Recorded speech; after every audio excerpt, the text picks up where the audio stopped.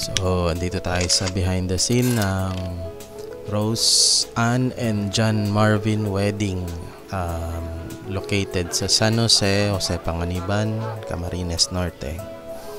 So, first time ko mag voice over. So, i-describe ko na lang sa inyo yung anong nangyayari.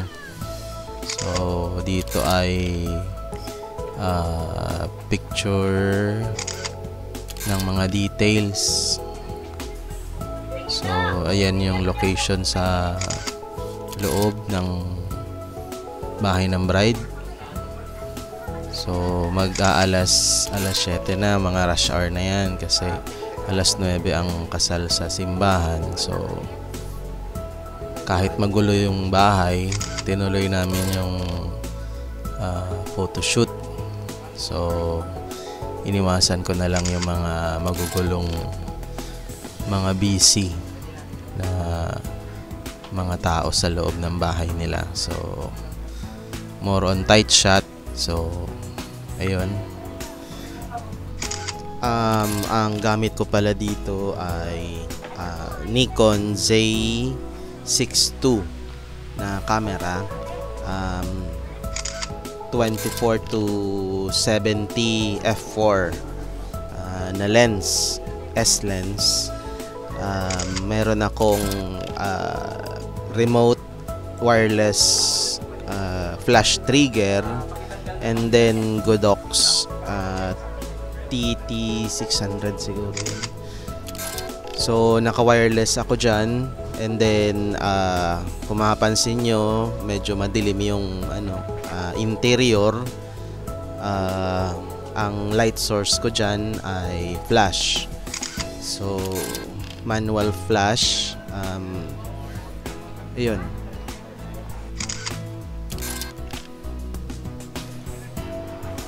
So ongoing ang mga details, photo shoot ng details. Ito ay traditional wedding sa Camarines Norte. So ito yun.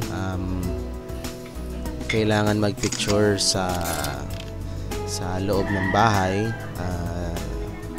And then yan naman yung groom. Sa groom, pina-position ko lang siya sa sa maliwanag na area. And then ayun. So outdoor ito, may available light, natural light ang gamit ko dyan. So naka-off yung wireless trigger. Gumagamit lang ako ng flash kapag low light at walang available na walang available na ilaw. So yan.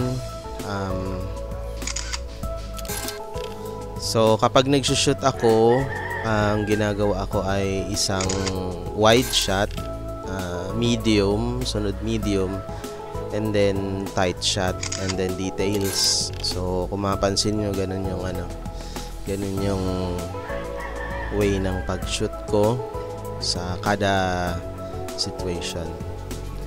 So pagkatapos nito mag-shoot ni groom, didiretso na siya sa church. So pwede na siyang pumunta sa church.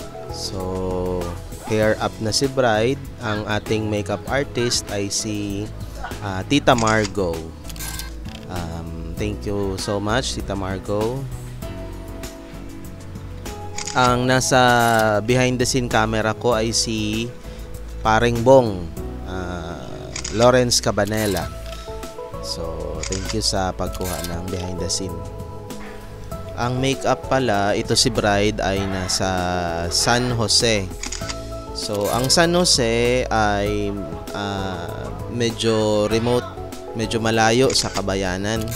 So from Jose Panganiban Centro proper, siguro mga 45 minutes na ride sa single motor papunta sa San Jose.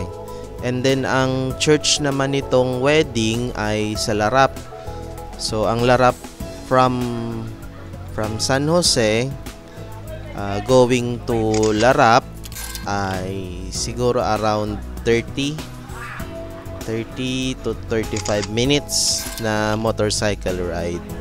So dito hindi naman kami dito na late, pero ang way ng pag-travel namin dito ay sa motorcycle or jeep. So nilagyan na ng belo si bride, konting pictorial, and then pupunta na kami sa church para sa ceremony. So yung mga settings ng camera ko, pwede nyong tingnan sa captions ng mga pictures. So yun yung mga settings ko doon sa time na pagkuha ko ng picture. Ito palang location natin na sinushoot ngayon. Ito yung pinaka-engramada. So dito mamaya ang reception. Babalik kami dito sa location na to mamaya. Dito magaganap ang reception. So pagkatapos sa church, pagkatapos ng ceremony, sasakay ulit ng motorcycle or jeep pabalik dito sa engramada.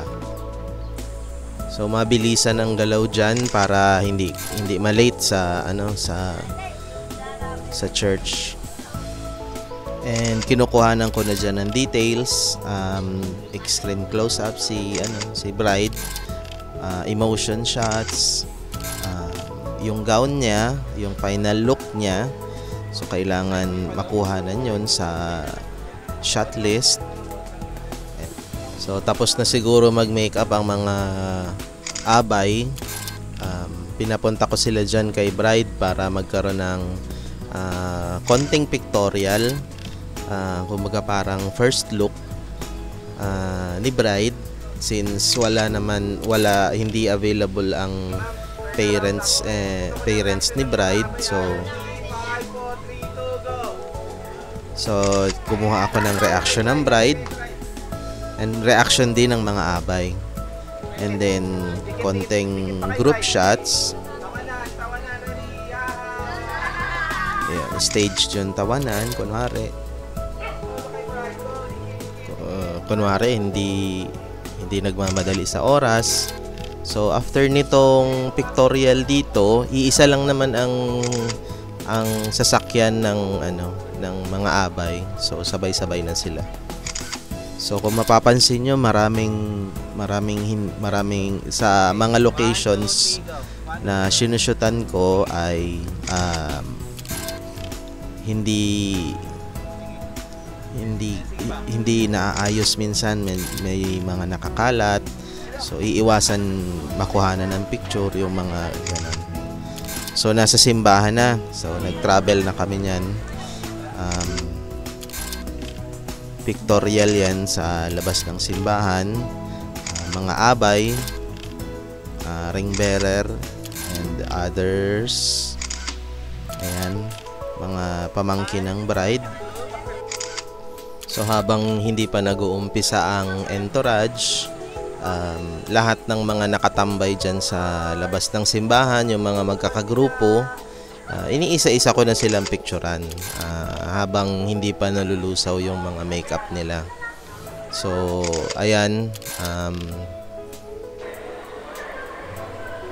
so dito kinukunan ko si groom sa loob ng simbahan.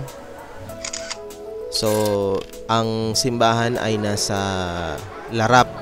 Ang Larap ay isang barangay lang ng part lang siya ng Jose Panganiban, Barangay Larap, Jose Panganiban. So ayun, may tanging Barangay Larap lang ang may sariling simbahan.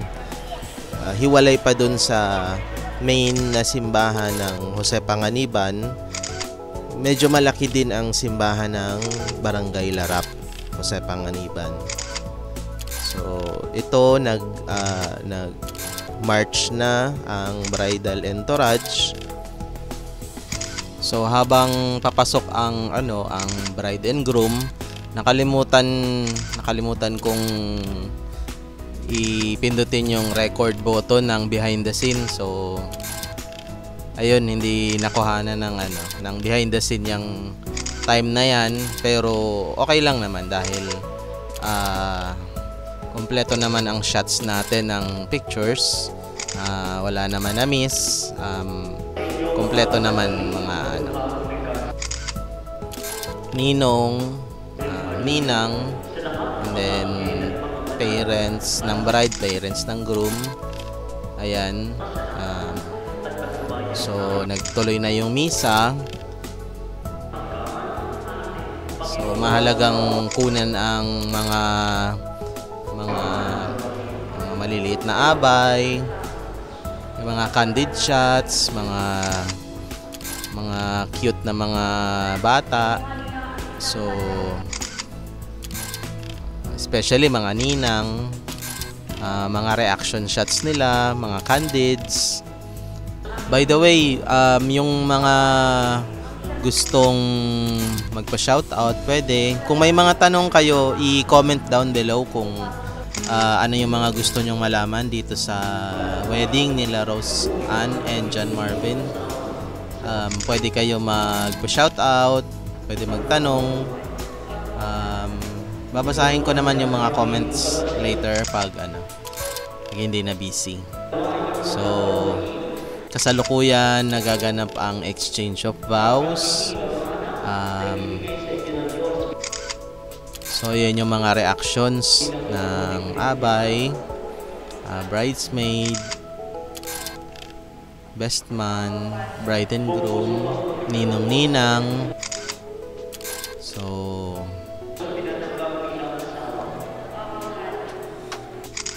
details ng kamay nila.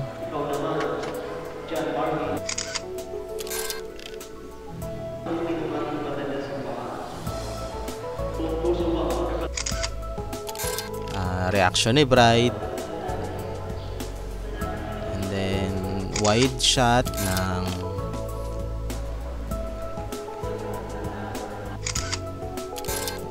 ring bearer, and reaction ni groom. So dito sa nung time na to, natural light lang ang gamit ko, hindi ako gumamit ng flash para hindi maka-istorbo sa solemnity ng wedding nila. So kung napapansin nyo, lang yan, natural light lang. So isa yan sa mga strong capabilities ng Nikon Z6 II. Maganda sa low light. And then konting editing lang, goods na siya. So ito yung first kiss ng bride and groom.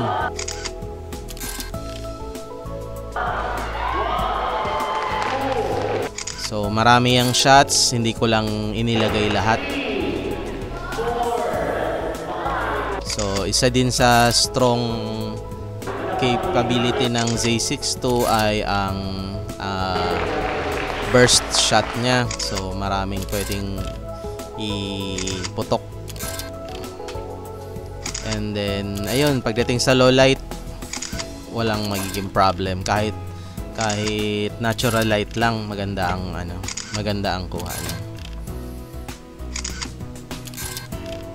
So yung lens ko diyan, f4. So hindi siya f1.2, pero ang ang output niya kahit low light maliwanag. Konti lang yung editing diyan, hindi naman masyadong binugbog sa editing yung pagkaka-edit ko diyan. Halos straight out of camera. So yung mga settings ko, makikita mo naandyan sa ibaba ng mga pictures. Check nyo na lang. So kasalukuyan kong kinukunan yung pwede nilang ilagay sa frame na blow up, na pwedeng ilagay sa wall. Magiging souvenir yan ng bride and groom.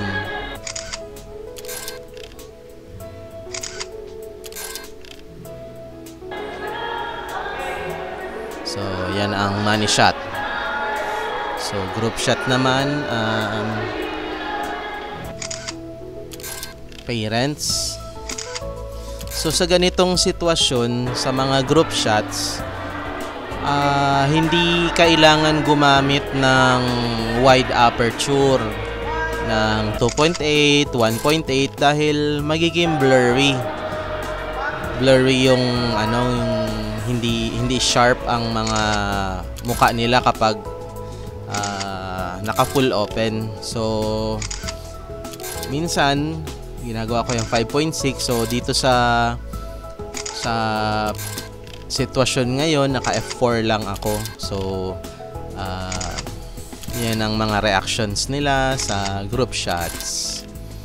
So nalobat dyan yung pang behind the scene na camera. So lahat yung pictures na yan ay walang behind the scene dyan. So dire-diretso yan. And then pagkatapos nga ng kasal, ayun, bumalik kami dun sa reception area. Ayun, sobrang init dyan. Tirik ang araw. And then yung trapal sa na ginawa nilang bubong is kulay green. So alam nyo naman ang ibig sabihin kapag kulay green, may color cast na green yung mga kuha natin dyan dahil wala naman magagawa doon sa ganung sitwasyon. So mapapansin nyo yung mga skin tone nila is green. So tanghaling tapat, tirik ang araw, mainit, may electric pa naman, maganda naman ang ventilation, pero ayun, hindi mapagkakaila na tirik ang araw, and buti na lang hindi umulan. So hindi gaanong maputik. Medyo malikabok pero manageable naman, hindi naman ganun kaano. So kasalukuyan kumakain ng lunch at maya-maya ay maglilibot na sila ng wine. So yan na MC, and then andun yung mga bata sa tabi. Ayan, nag-iikot na sila ng wine. And then nagpantomina, nagsabit, pera. So ayan, hindi ko na inilagay yung maraming tawag dito behind the scene dyan para same lang naman. So yan yung kuha natin ng reception, wine, toast, and cutting of cake kanina. Yan, pagbubukas ng regalo. And ayun, nagbilang na ng pera. And ayun, so 100K ang nakinita ng mag-asawa. So hiwalay pa yung ibang mga doon. So yun lang, maraming salamat. Like and share.